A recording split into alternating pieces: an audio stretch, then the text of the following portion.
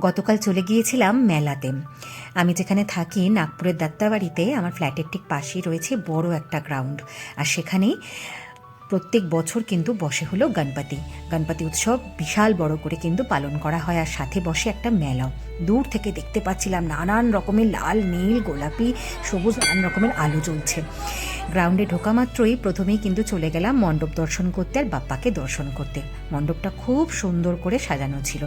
আর এই হলো আমাদের গণপতি বাপ্পা, গ্রাউন্ডের গণপতি বাপ্পা। কী যে অপূর্ব মূর্তিটা দেখতে হয়েছে কি বলবো, সামনে থেকে দারুণ লাগছিল।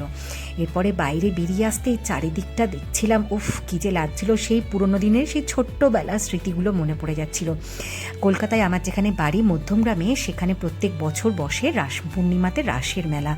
ছোটোবেলায় না এই রাসের মেলা 15 দিন ধরে চলে। আর ছোটোবেলায় সব সময় স্কুল থেকে ফেরার পথে যেতাম বন্ধুদের সাথে, মামা মামি, দাদু দিদা, মা বাবা সকলের সাথে। আর প্রত্যেকবার এক এক রকম প্ল্যান করে রাখতাম, এর সাথে গেলে কি কিনবো, ওর সাথে গেলে কি খাবো।